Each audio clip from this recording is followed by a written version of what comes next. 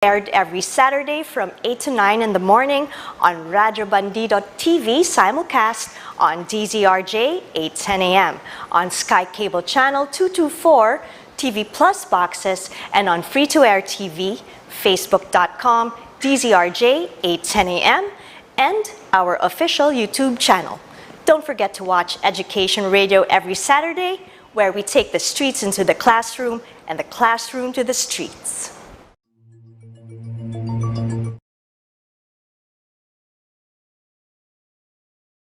Continued discussion, right?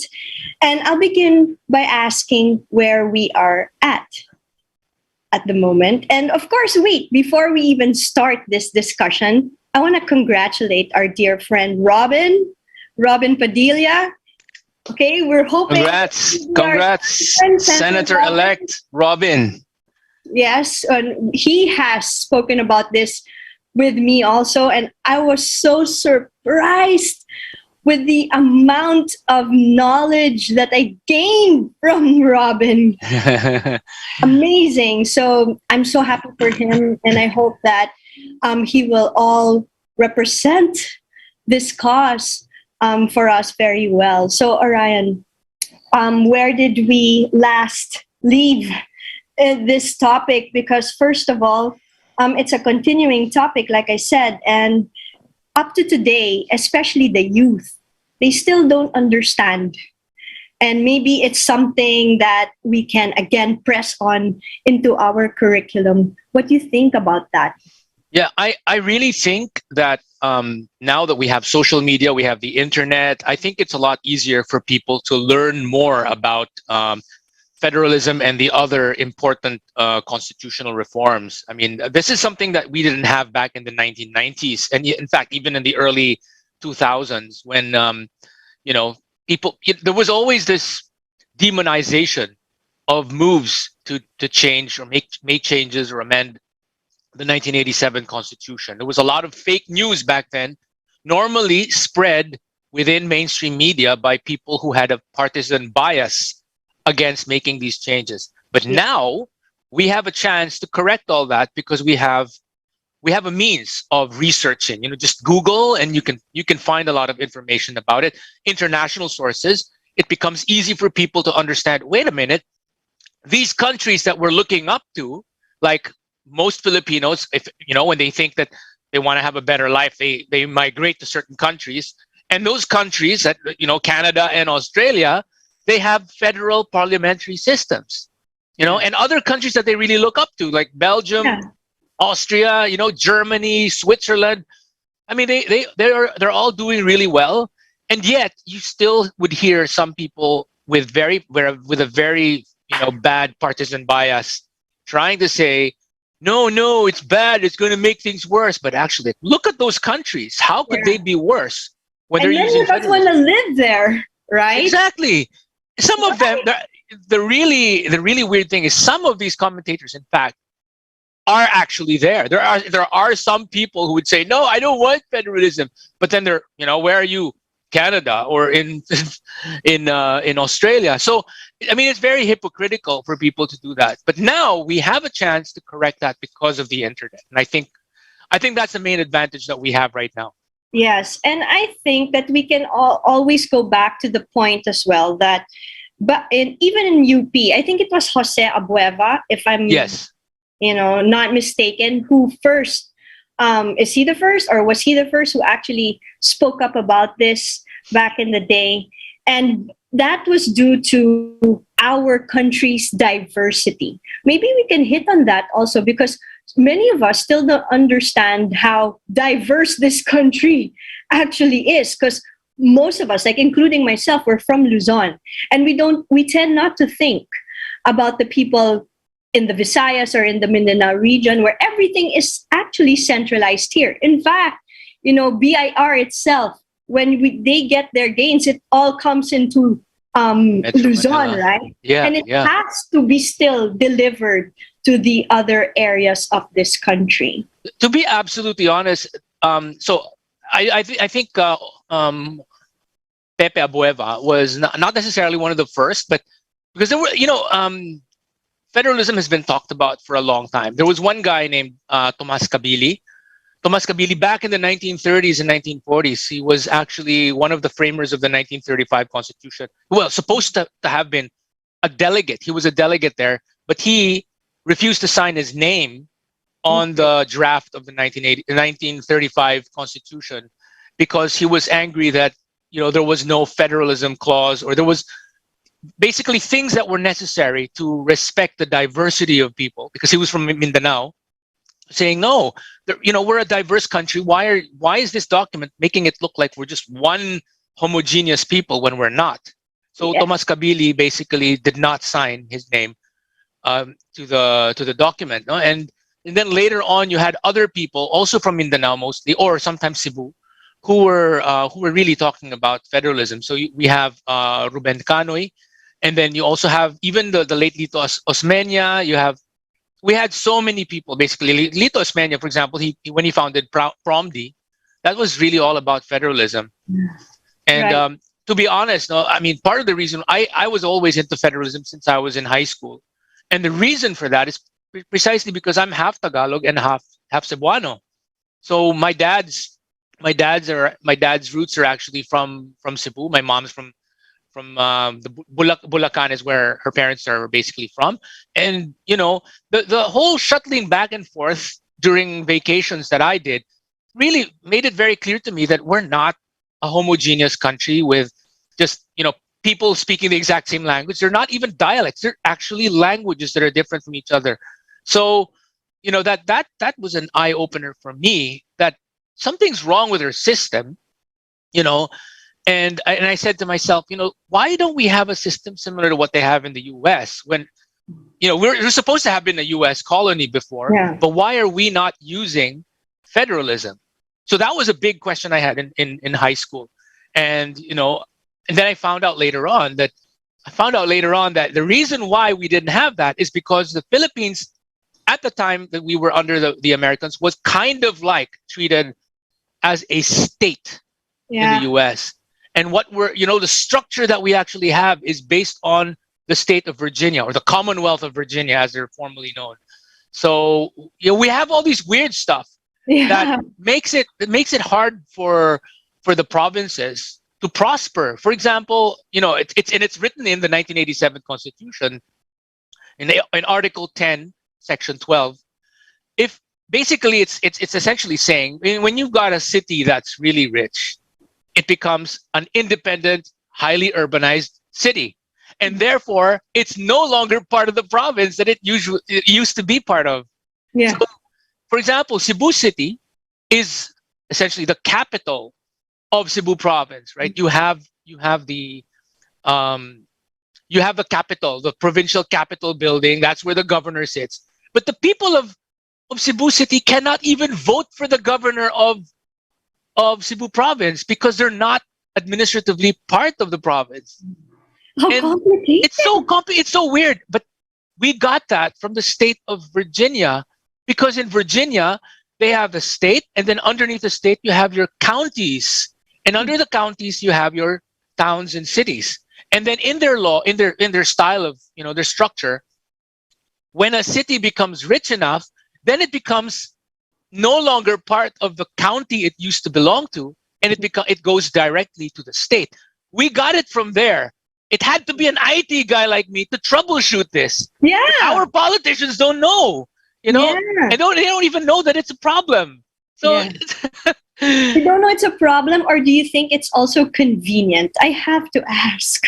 I mean, it's like this, because I don't think it's even convenient, because it's a big problem for governors. Because if you're a governor of a province, for example, and let's say you're a very concerned governor of your province, and you say, I want my province to become richer. So you're going to say, all right, we're going to do whatever we can to bring in investors. So let's see what we can do, to attract them. We'll lower taxes or whatever, do something that we can do from within our own little sphere. And then once that starts happening, you're basically going to say, well, come over to our capital city, because that's the one that has the best infrastructure, right? So the capital city starts attracting all these investors, right? And then suddenly the capital city becomes rich, and it no longer becomes part of the province. So whatever money is earned by the city no longer becomes part of the budget of the province. Right. And then later on, if you, so that happens, right? Then you say, well, okay, then I'm going to choose another city or another town, right? Oh, okay, guys, investors start going also to this other small town, and I want to develop that. And once that develops, again, it gets removed from the city, from the province. So wala talaga, the algorithm, how it was designed means that when you get rich, tatanggalin namin yan, wala na yan. Like, paano yayaman ang mga provinces, di ba? Ang hirap naman. And then that's why people also keep coming to the city, because they feel like the opportunities are here. Exactly. Would you consider the Bayanihan law, a step forward also to federalism? I'm sorry, balik probinsya. Yes, it's a step there. It's a step there. And of course, obviously, the way to really make that happen is when we have as many investors going to the provinces and the regions. So when I say federalism, the best really is if federalism is not done just federalism alone, but there's federalism plus we open up to foreign investors so that we can basically the different regions themselves can attract foreign investors to come in. Because we have a very limited number of local investors. We don't have that many billionaires and rich people. So the best way, and this is what Singapore did, was, well, we don't have enough rich people and businessmen. Let's bring in rich people from outside, so foreigners, to come in, invest, and create jobs. And that's how you solve the poverty problem. That's how you solve the whole migrating out of the provinces, going to Metro Manila and making Metro Manila so overly congested and overpopulated and so dirty and so polluted, etc. So many problems. We can't even build here anymore. As Palafox says, we have to build upwards already because exactly. Right? There's no space, there's no room, and if you're going to treat it like a human body, like the cities can't breathe anymore. Exactly. And one thing, of course, I'm pretty sure everyone knows, anyone who knows this already, that architect June Palafox is a very, very, very strong proponent of constitutional reform. He's a very big fan of federalism and shifting to the parliamentary system and bringing in foreign investors. So, it's like people who know things about structures, like architects, urban planners, they understand this stuff. Right. I think they understand it more than, and I sorry to our friends from the legal profession, but the legal profession has its own strengths, but maybe understanding structural stuff, algorithms may not necessarily be their strength. Yeah, their forte. That's not their forte. Yeah. And so, okay, let me touch a bit on our identity. First of all, we all know, I guess, I don't know if you'll agree with me, but at least from what I'm learning, pretty much our identity is still so young, considering that we have been colonized for like 300 years or more, diba? Plus by the Spaniards and then the Americans. So that has put us in a place wherein, even dating back at the time of Aguinaldo, we were like revolutionary already, right? And now, since then, we have been trying to find, still up to now, like, okay, where are we at? Where do we situate ourselves? Would you agree with this? Because at the most, this is what I'm also learning, right? That we still do not have this sense of identity in us that we need to grow.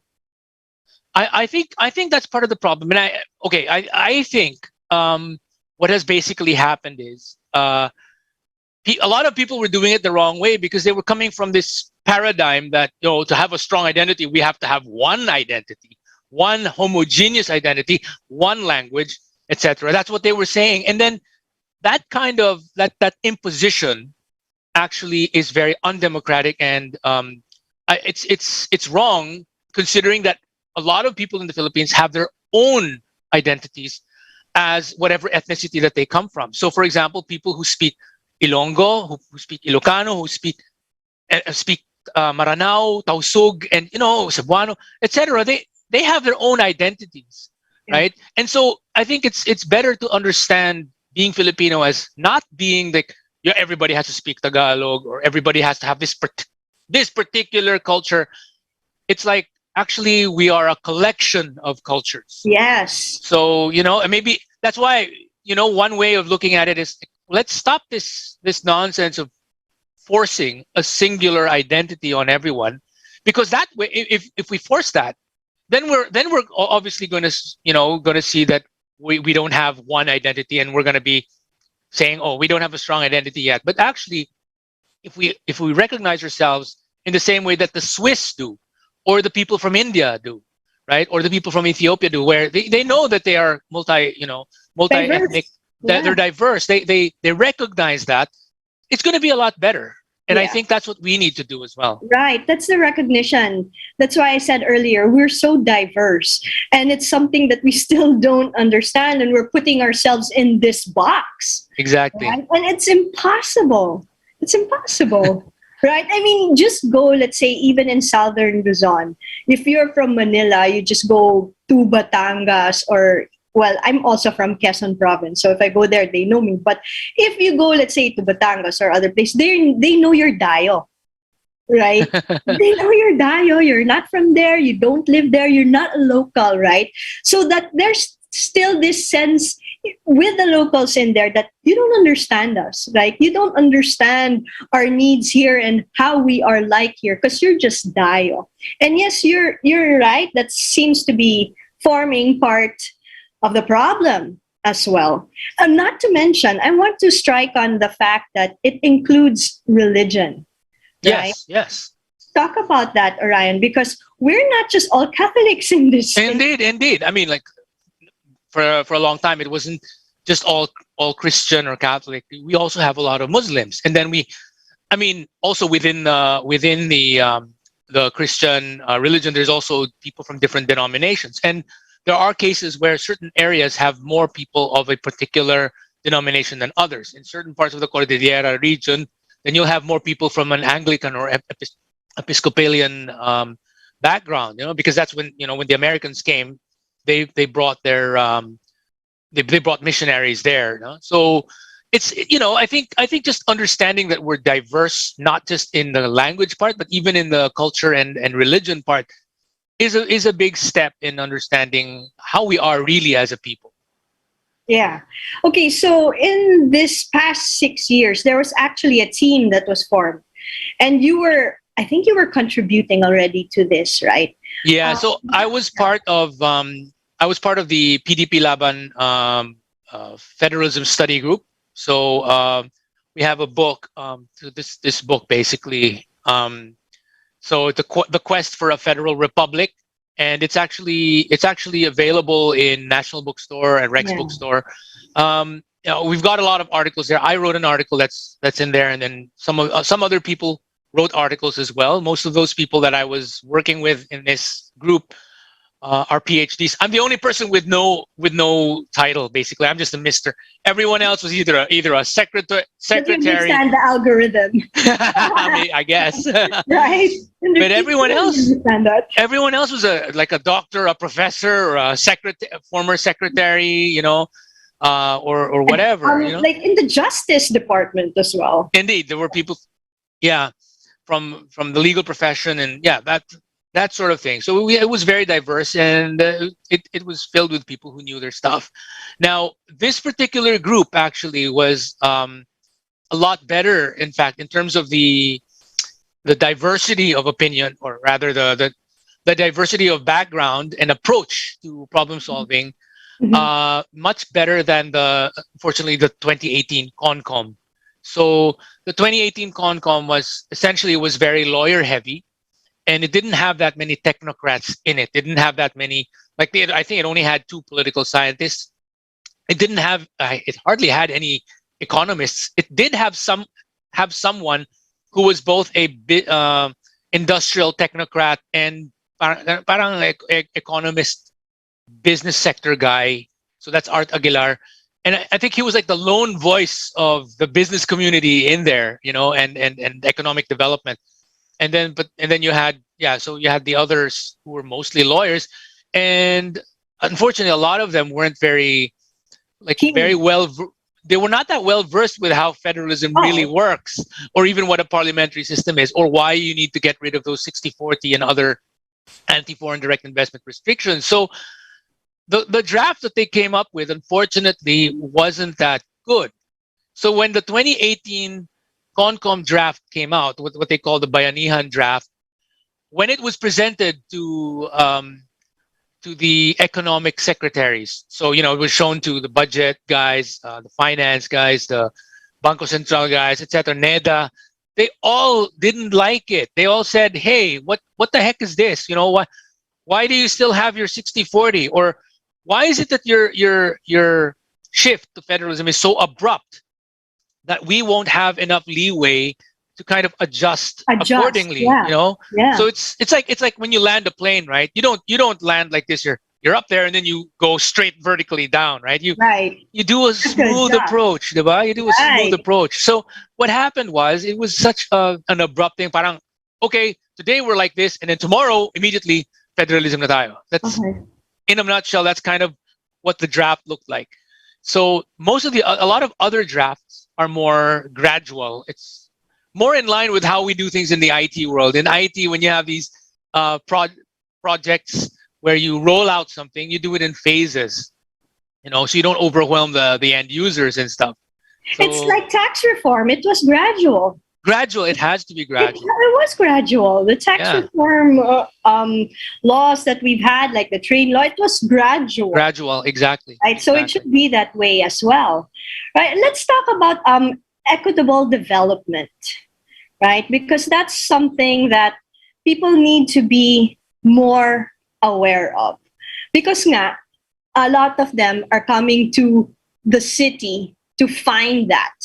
Right, and we were thinking like, hey, if you can find that wherever you are, right? Considering the Philippines is so rich in resources, and there's so many government programs right now, despite of a pandemic, right, that are actually helping Filipinos, rise from it, right? And we don't know much about it. And I have to touch on, like, let's say the DTI, right, where they are like giving MSME small, MSMEs loans, right, with very, very little, the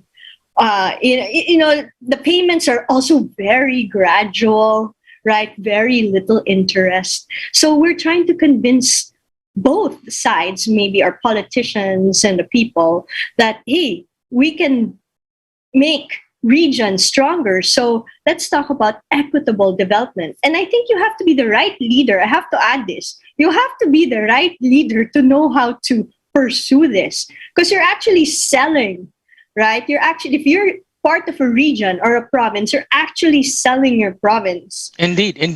You're supposed to be a salesman to attract investors to come in, and you have to be very business, like very, very how do you say this, business savvy and all that. You have to treat your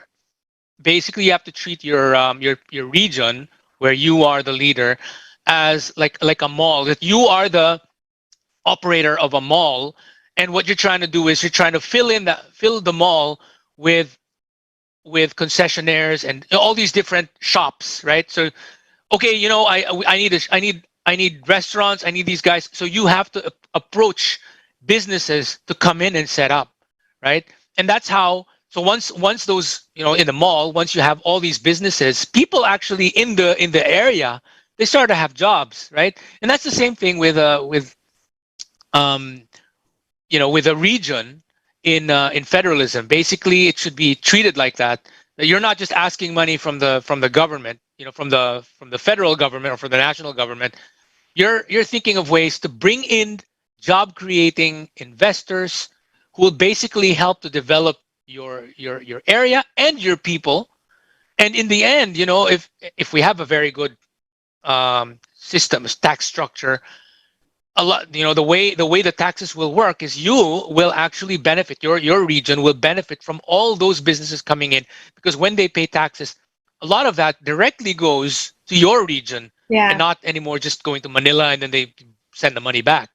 Is there some kind of fear on producing your own income? Because that's also the task there.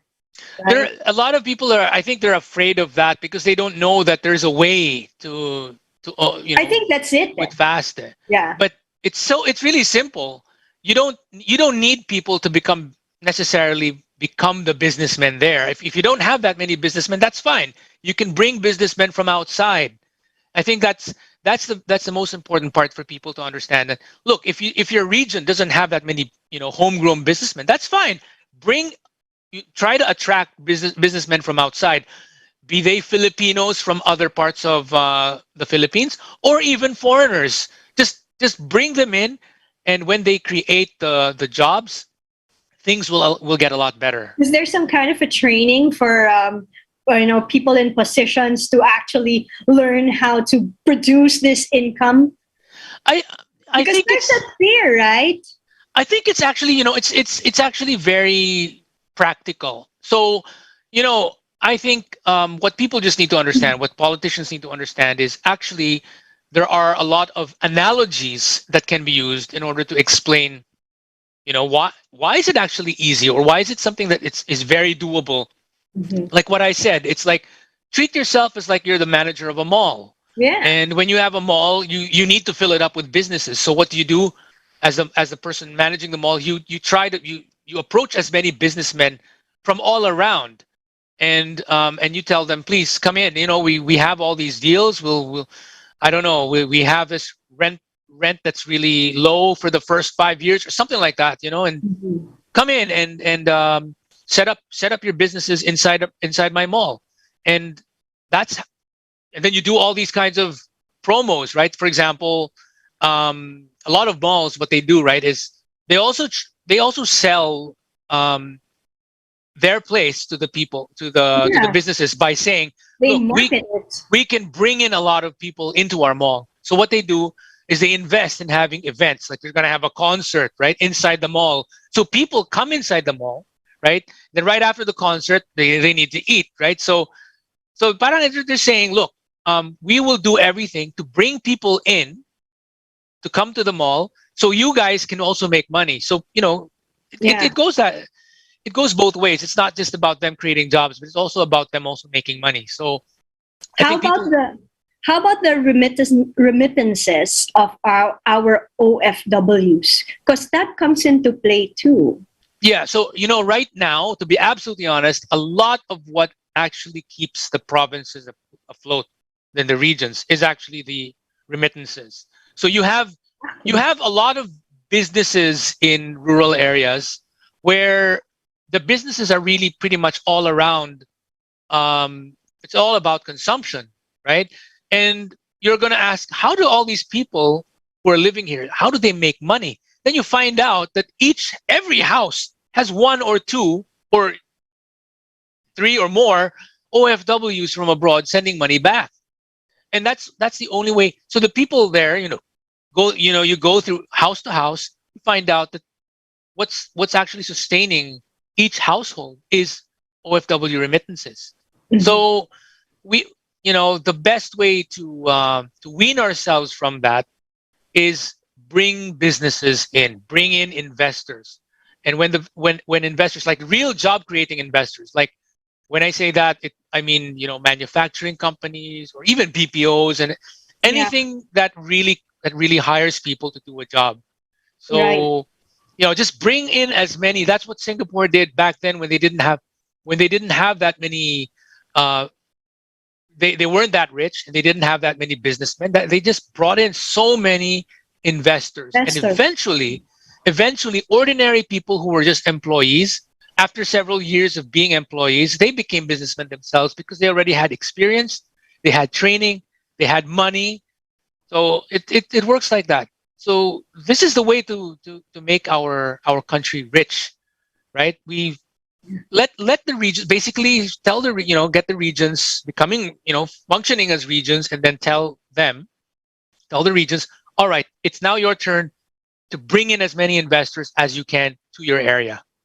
And geography plays a big part here, and it's something that for me in the schools we have to again invest in, because we don't understand our geography, right? I mean, we're trying to catalyze on progress in geographical areas, but then if we don't understand it, how do we do that? Because the goal is to be not to be dependent on national government.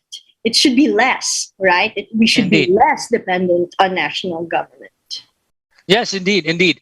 One thing that's really important when you said the geography part is like some people, they say, "Oh, why are we going to go with federalism? Because we're not like the U.S. that's very big. We're not like Canada that's very big. We're not like Australia that's very big. They're federal because they're very big." And then I say, "Well, look at Belgium. They're much smaller than us, but they're federal. Look at Switzerland. They're much smaller than us, but they're federal. Look at all these other countries.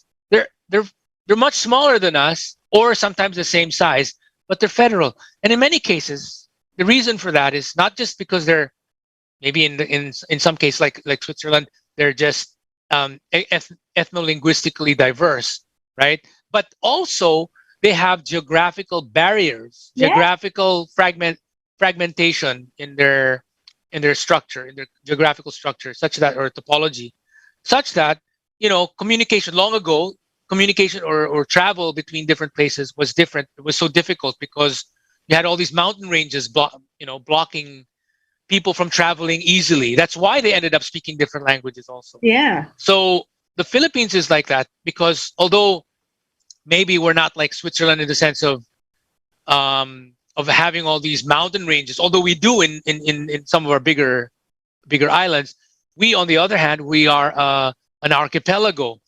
And therefore, the different islands, you go to a different island and they have a different different language, so that kind of thing. It's the fact that we are fragmented geographically as well as ethno-linguistically. That is one of the main reasons for why we need to be federal.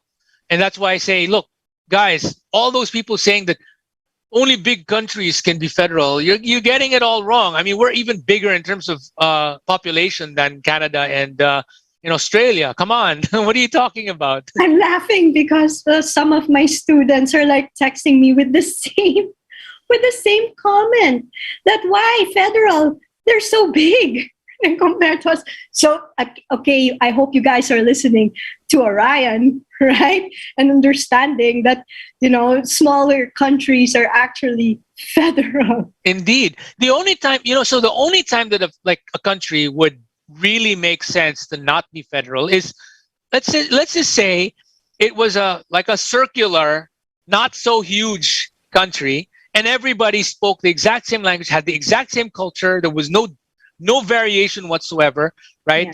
Yeah. Everyone was in this small, I guess island, and everyone was equidistant to where the center is, right? So I mean, I guess that's one scenario where you don't need to be federal, but we're not like that. We're diverse. We're diverse. We're geographically fragmented. I mean, and actually, we are considered geographically huge anyway. We're kind of, in terms of I think land area, we're actually similar to Germany. I think even bigger, basically, or Malaysia. My point is, these are countries that are federal, and then why are we saying that no, we're small? No, we're not small, guys. We're actually big, and it's not just about the size. Again, as I said, it's the fragmentation aspect of the Philippines that makes us require federalism. Let's talk about the 5 states. So you have Luzon, Visayas, Mindanao, you have the Bangsamoro, and you have Metro Manila, right? Mm-hmm. You have all that. And then the goal is to be able to build a unicameral state assembly with legislative powers. And, how is this something that is difficult to do? Is it something that people in leadership positions are trying to avoid? I think a lot of them just need to understand it. So they need to study other models. And, to be absolutely honest, one of the best models to look at as a transition towards federalism is the Spanish model. So the situation in Spain, for example, that's a country that also has their own diversity thing, you know. And in fact, it's almost 1:1 with us, because we are structured very similarly to Spain. You know, we have the country. Underneath the country, you have the regions, and under the regions, you have the provinces, and then of course under the provinces, then you have the towns and cities, right? The pueblos. Yeah. Right? So, so the problem is people didn't understand that there are models that we can learn from. Spain, for example, was very similar to us, because just like us, we have those two special regions, right? We have the Bangsamoro and Cordillera. In the case of Spain, they have Catalonia and the Basque region. Those were the two main, you know, for the longest time, they were always kind of different from the rest of Spain. Yes. And it turns out, actually, they're not alone, because you also have Galicia, you also have Asturias, you have also, and then even Andalucía and Murcia are actually like, pues la verdad es que somos árabes también, ¿no? And, you know, we are... So, you know, basically these guys from other regions, they realized, wait, actually, we're kind of different too. And, you know, so it became very clear that Spain itself is actually a diverse country. And so when they started doing the 1978 Constitution, which is the 1978 Constitution, was essentially a halfway, you know, it's like meeting halfway of the rightists and the leftists. So you have the rightists, the franquistas, you know, and Falange, nacionalistas, and then you have the leftists, you know, federalistas, republicanos, anarquistas, sindicalistas, and all the others, you know, comunistas también. All these different groups, they decided after Franco died, let's all meet halfway and let's fix the country in a more democratic way. And that was really, I would say, it was a very good move. Yes. It's a great move. So when these two groups actually came together, they said, let's have a really good system that will allow us to have good decision making, parliamentary system. And then they said, look, we are a diverse country after all. So I think we're going to need to have something similar to federalism, maybe. And there were some people who didn't like the word federalism. So what they have is federalism in all but name. So it's like practically federalism. And originally, they were actually thinking of having just the two special regions, Catalonia and País Vasco, the Basques. Yeah. These would be the two. But then all the other people, you know, the Gallegos, Cantabrianos, the Andaluces, Murcianos, everyone else, Extremeños, all of these, they started saying, why? What about us? You know, and then they had this movement within that discussion saying, "Café para todos," coffee for all. So if those guys are gonna have their autonomy, why not us too? Us too, exactly. So ganon yung Philippines dapat. Okay, so you know, bibigyan natin ng Bangsamoro and Cordillera. Bakit yung Ilocos wala silang ganon? Bakit yung ibang mga region wala rin ganon? So, café para todos. I think that's the way to do. Honestly, there are so many things we can learn. There's so many things that we can learn from Spain. Yes. And it's 1:1. In fact, if I had my way, I would just basically, you know what, just copy the Spanish Constitution. Yeah. And just, you know, just sort of change it so that, okay, we don't, pues no tenemos rey, no tenemos monarca, we don't have a monarch, okay, but we're going to make him a president. Sige, ganon. You know, let's modify it so that it suits us. But we already did it anyway with Bangsamoro. Yeah, we did. We were working on that with Spain, together with Spain. Exactly. Bangsamoro, right? Because they're autonomous regions. Exactly. So, you know, we can learn. We don't have to reinvent the wheel, right? So we can learn from other countries that have a very similar experience, just like us. Yeah. And Spain is more than willing to help us, probably even for free. Yes. You know, they're probably going to do this. They're going to do that because they actually want to they want to, you know, to reestablish connections with us and all that. Claro. So yeah. Claro. So there's no reason for us not to do this because there's so many people wanting to help us. with our transition. Diba? Right. Right. And I have to add, like for example, in Spain, again, since we're talking about Spain, I also come from a small pueblo called Javia, right? And my grandfather was from there. And I noticed that if I compare to the pueblos here, I always wonder like how equipped they are. They're just really selling their pueblos. Javia before was nothing. And now it's like the place to go to, all the Brits go there. Everybody goes there for vacation. So you can imagine how the people who are running this pueblo, by the way, really sold to their neighboring countries, right? Come to Javia, live in Javia, right? Vacation in Javia. And it's doing so well from nothing, from nothing. Well, at least in the time of my abuelo, right? Exactly. That's the thing, actually after Spain had the 1978 constitution, they had this major economic boom. They already had an economic boom in the 1950s under Franco, right? This is Spanish, El Milagro Español. But again, it was when they had their new constitution in 1978 that they really moved to the first world. Yeah. That's when they started getting in all these, so many investors, so many tourists as well, etc. That's when they really became, equals of the rest of Western Europe. Because before that, everyone was looking down on them. Parang third world kayo dito. Parang that was the way it was before. Then later on, they became a strong economy. Right. So where are we at now? Like, how are we helping Robin? Well, I had a meeting with Senator-elect Robin last week, and I basically explained to him what are some of the things that need to be put into a new constitution and what are the things that need to be avoided. And I explained them. I basically said in that meeting, and Attorney Sal Panelo was there, and a few other people who were closely helping Senator Robin out. So I basically said, one of the things we really need to work on is a broad-based educational program where we make use of social media and the internet.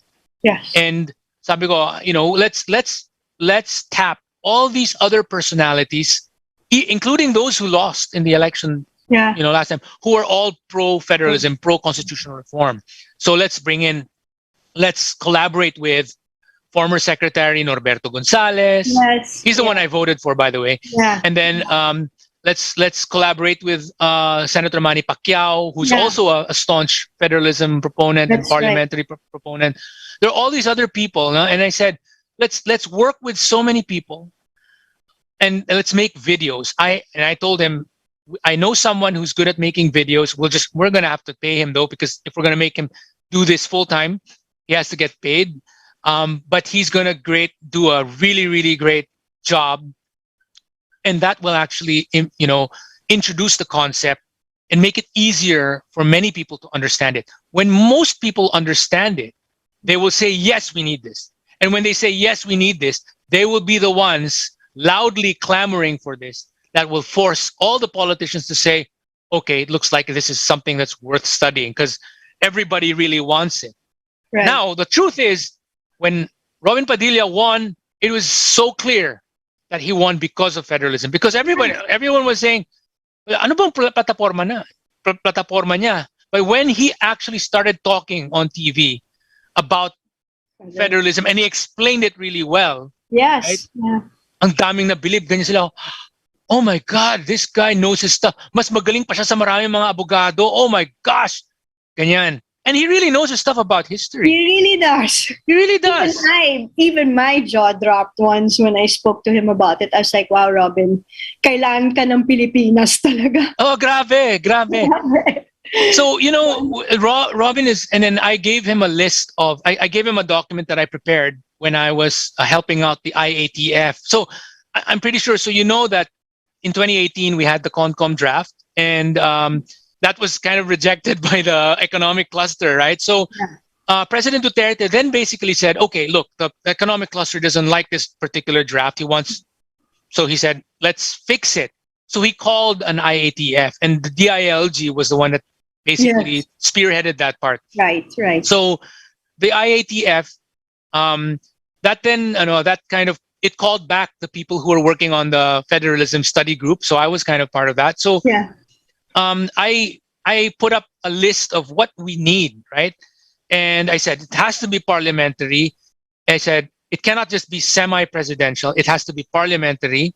If we really want to improve everything in terms of governance, remove the toxicity of elections. Yes. Like, look at this last one, diba? Right. Sobrang toxic, diba? Get rid. I mean, I hate to say it, but particularly from one particular side. Yeah. One side was so freaking toxic, man. I firmly agree with you. I know. I said, look, we need to change the system so that we talk more about concepts like,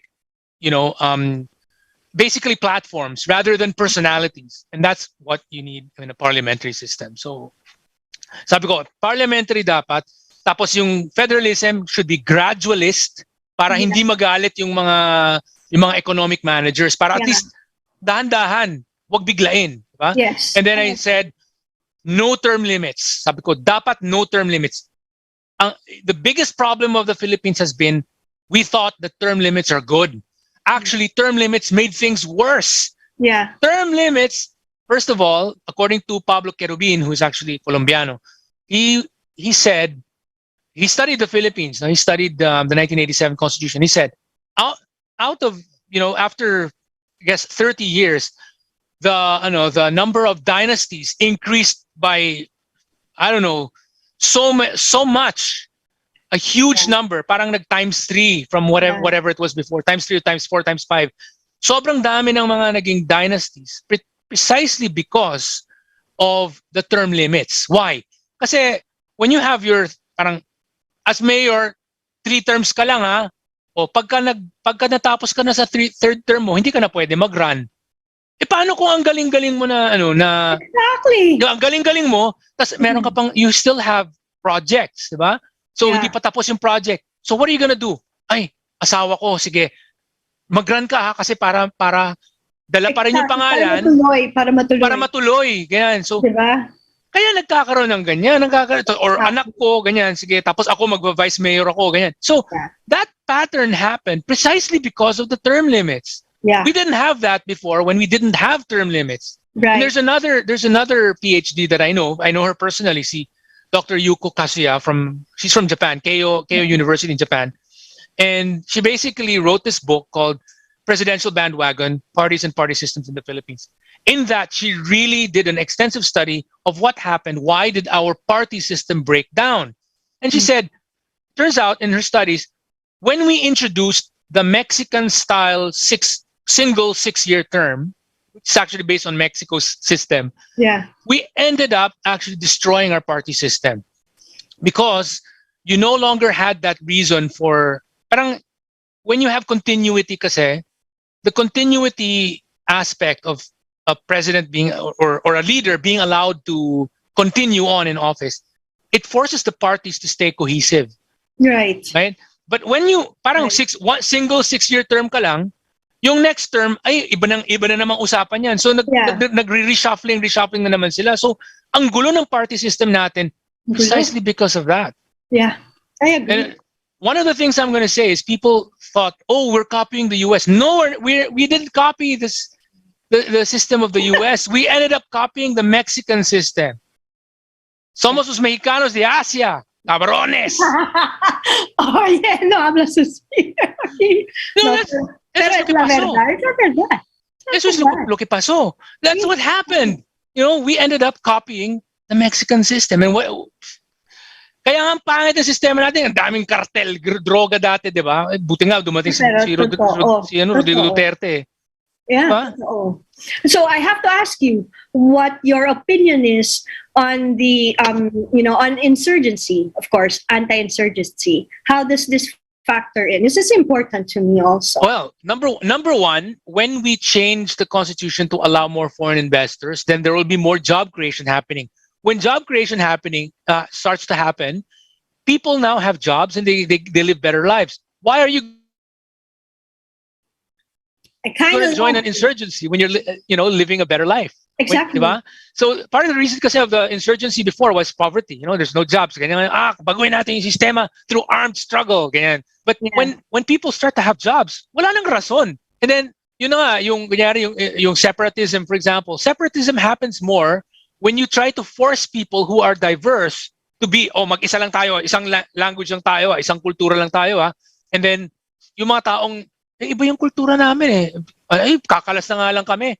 But if you recognize everyone's uniqueness and recognize the diversity of the country, officially recognize it through federalism, then nawawala yung rason na kumalas. Inclusivity in diversity. Exactly. That's about it.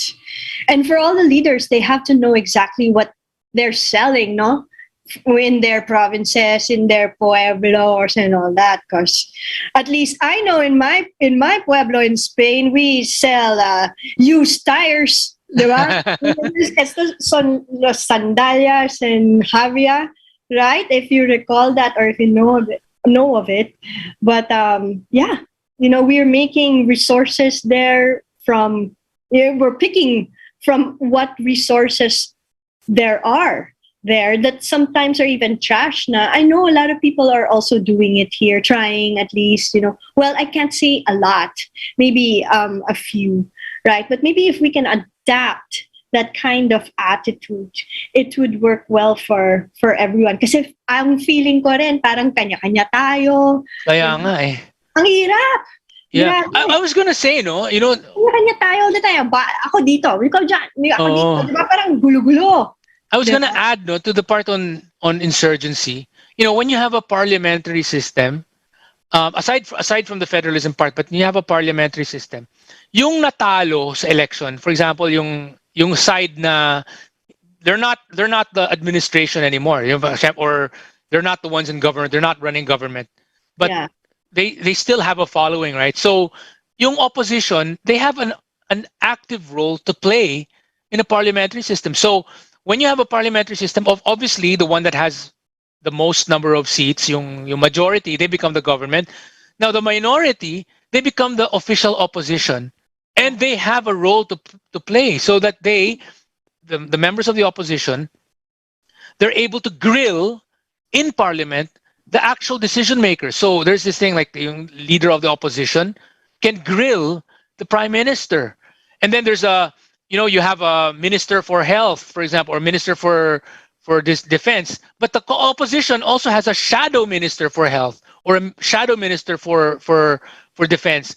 And those guys who are in the shadow cabinet, they are meant to actually attend the meetings that are presided over by the minister. So, nandiyan yung minister for health, for example, yung shadow minister for health nandiyan din sa same meeting. Yes. And any decisions made, alam niya, fully transparent.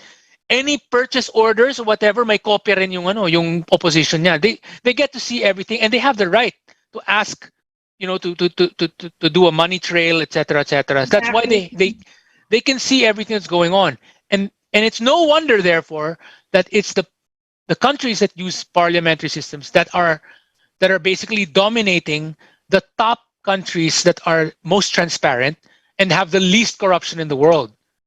So when you look at you look at all the countries in the world, you rank them, top 30 countries, majority of them that are kumbaga least corrupt countries in the world, majority of the least corrupt countries in the world are actually parliamentary.